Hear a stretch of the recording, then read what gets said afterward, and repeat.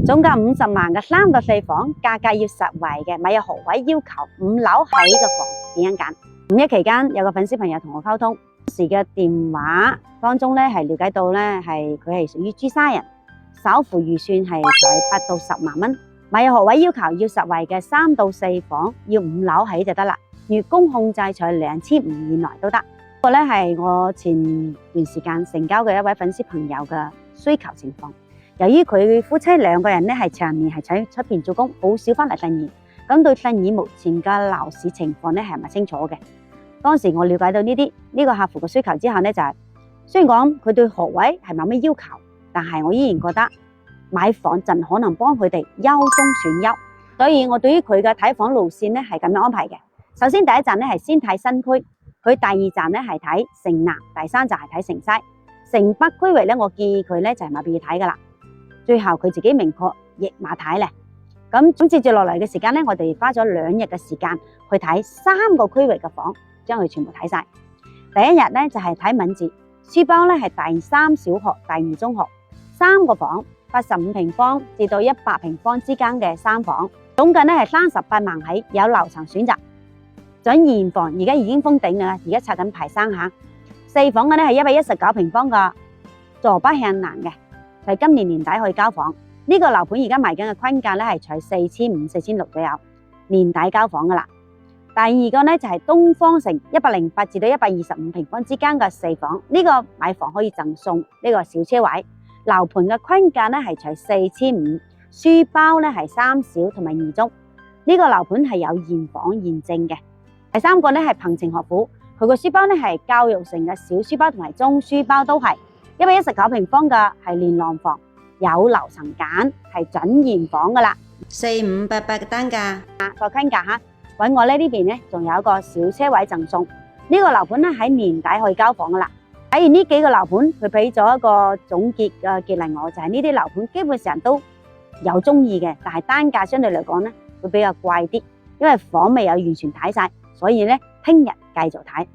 第二日咁我哋繼續睇房。第4個樓盤咧就係富居樂，139平方至到145平方嘅4房，大十小學教育城嘅初中嘅書包。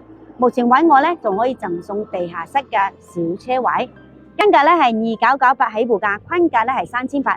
呢個2998嘅係咪車位送嘅吓？第5個學士里132平方至到145平方之間嘅4房，均價咧係4300，書包咧係第6小學同埋實驗中學嘅。五一期間揾我嘅，當時係有呢個地下室嘅小車位贈送。第6個咧就係東行新城，呢個書包咧係第8小學同埋第4中學。而家買嘅話咧係有現房現證噶啦，3房係97平方嘅3房，均價咧就係3800。因為而家2期嘅咧有個別一啲現房搞活動嘅錢咧，總價就係37萬左右都可以揾到3房啦。4房係106平方之間嘅4房，揾我咧係有摩托車位贈送嘅吓。當我哋睇完房嘅時候，結束嘅時候吓，基本上晚上已經係到咗7點幾啦。咁由於時間上係比較遲啦，所以咧佢翻去要考慮下。咧睇咗2日嘅房，咁咧從努力上好，體力上好，其實消耗得唔少嘅。客戶嚟講比較攰，佢話翻去考慮1晚，係2日方案。到咗第3日，客戶講想去都睇一下東方城、富居樂以及東行新城呢3個樓盤。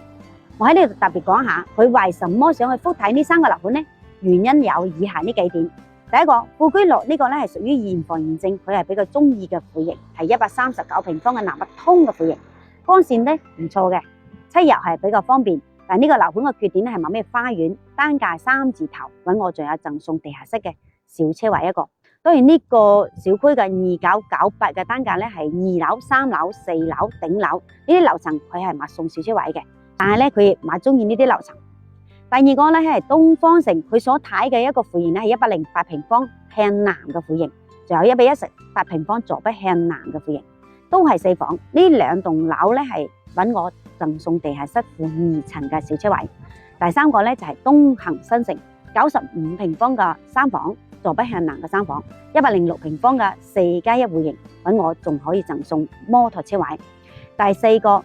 呢個3個樓盤都有一個共同嘅特點，就係現房，所以係可以規避咗少個坑嘅吓。首付爾嘅月供都會喺佢嘅接受範疇之內。經過第三日嘅復睇之後咧，幫佢揾到咗佢合適嘅房，佢哋開心，我亦開心。最後總結，新爾嘅房有好多，每一個樓盤都有佢唔同嘅戶型，但係咪每一個樓盤或者講每一個戶型都適合你呢？答案係否定嘅。喺成個睇房嘅過程當中，我會同佢分析樓盤以及戶型嘅理解。如果講你正打算翻嚟第二睇房買房，唔知道應該點樣揀，咁你可以揾我嚟傾傾啦。我麗麗從業地產16年，願意做你買房路上嘅陪伴者、參與者同埋建議者。我哋下期再見。